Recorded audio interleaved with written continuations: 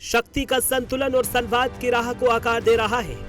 समुद्र में तैरता ये जहाज दरअसल दुनिया के लिए सिर्फ एक जहाज हो सकता है, लेकिन भारत के लिए ये भरोसे, ताकत और कूटनीति की एक चलती फिरती तस्वीर मानी जा रही है।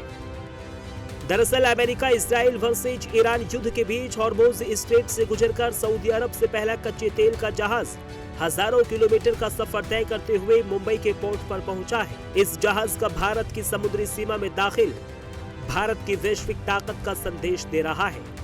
पिछले कुछ दिनों में विदेश मंत्री और ईरान के विदेश मंत्री के बीच 3 बार बातचीत हुई है। अंतिम बातचीत में शिपिंग की सुरक्षा और भारत की ऊर्जा सुरक्षा से जुड़े मुद्दों पर चर्चा की गई। इसके अलावा अभी मेरे लिए कुछ भी कहना जल्दबाजी होगा। मजबूत नाव वही होता है जो तूफानों से घबराता नहीं, बल्कि लहरों को चीरते हुए मंजिल तक पहुंचता है। और आज वैश्विक राजनीति के इस तूफानी समुद्र में भारत की कूटनीति और रणनीति बिल्कुल उसी मजबूत नाव की तरह दिखाई दे रही है। दरअसल पिछले 13 दिनों से मिडिल ईस्ट में जंग का साया गहराता जा रहा है, जिसका असर दुनिया के कई देशों की अर्थव्यवस्था पर भी पड़ता देखा जा रहा है। दुनिया के कई देश इस जंग की वजह से चिंता में डूबे हुए हैं कि कहीं ऊर्जा संकट न पैदा हो जाए, लेकिन भारत ने इस संकट के बीच जो अपने हितों की रक्षा करते हुए यह साबित कर दिया है कि वो सिर्फ हालात का सामना नहीं करता, बल्कि हालात को अपने पक्ष में मोड़ना भी जानता है। Prime Minister, as you know, that he has spoken to several leaders in the Gulf after the conflict started. In these conversations, he stressed on the need for dialogue and diplomacy so that early peace can return. He also underlined the need to avoid civilian casualties, and he focused on the priority for protection of civilians.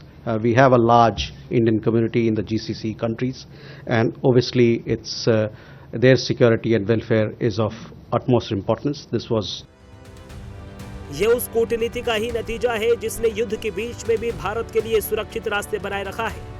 ये उस भरोसे की कहानी है जो दुनिया भारत की स्थिर और संतुलित नीति पर करती है। समुद्र की लहरों पर तैरता ये जहाज जब भारतीय सीमा में दाखिल हुआ तो दुनिया के लिए एक मैसेज भी ब्रॉडकास्ट हो गया कि संकट कितना भी बड़ा क्यों न हो, भारत अपने हितों की रक्षा करना जानता है, भारत अपनी ऊर्जा सुरक्षा सुनिश्चित करना भी जानता है। रिपोर्ट के मुताबिक इस टैंकर से करीब 1,35,335 मीट्रिक टन कच्चा तेल लाया गया है। जहाज पर कुल 29 क्रू मेंबर थे, जिनमें भारत और फिलीपींस के नाविक शामिल थे। इस जहाज की कमान भारतीय कप्तान सुखशंत सिंह संधू के हाथों में थी।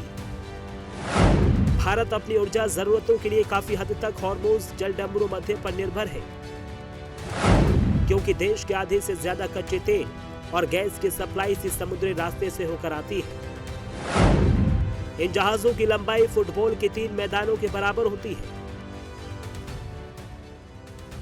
सऊदी अरब से चलकर ये जहाज स्ट्रेट ऑफ हॉर्मुज अरब सागर को पार करते हुए भारत के पश्चिमी तट पर पहुंचा है। एक तरफ भारत अपनी ऊर्जा सुरक्षा को लेकर सतर्क है, तो दूसरी तरफ अपने नागरिकों की सुरक्षा को लेकर भी उतना ही गंभीर है। ईरान में मौजूद भारतीय नागरिकों को लेकर भी सरकार ने विशेष इंतजाम की व्यवस्था की है। देखिए, ईरान में करीबन 9,000 हमारे भारतीय नागरिक हैं। उसमें से ज़्यादातर लोग वहाँ शिक्षा के लिए गए हों, चाहे वो मेडिकल शिक्षा हो या कोई अन्य शिक्षा हो। वहाँ पर नाविक लोग भी हैं, कुछ व्यवसाय जगत से जुड़े लोग हैं, कुछ वहाँ पर जो लोग पिलग्रिम्स के रूप में वहाँ पर गए हैं वो लोग हैं। इनमें से कई लोग जब 14 जनवरी को और 23 फरवरी को हम लोगों ने एक एडवाइजरी जारी की थी कि आप देश छोड़ें, तो बहुत सारे लोग, खासकर स्टूडेंट्स, वहाँ से ईरान छोड़ के हमारे यहाँ घर वापस आ गए। कि जो भी भारतीय नागरिक ईरान से वापस आना चाहता है वो हमारे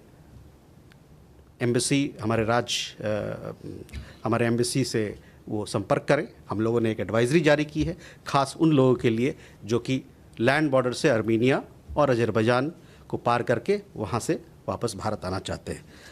मैं ये भी कहना चाहता हूँ कि तेहरान में जो हमारा मिशन है वो पूरी तरह से कार्यरत है और हमारे भारतीय समुदाय के साथ जुड़ा हुआ है, उनके हित के लिए और उनकी सुरक्षा के लिए। यान चाहे ऊर्जा सुरक्षा का सवाल हो या फिर विदेशों में मौजूद भारतीयों की सुरक्षा का मुद्दा, भारत दोनों मोर्चों पर संतुलन के साथ आगे बढ़ रहा है।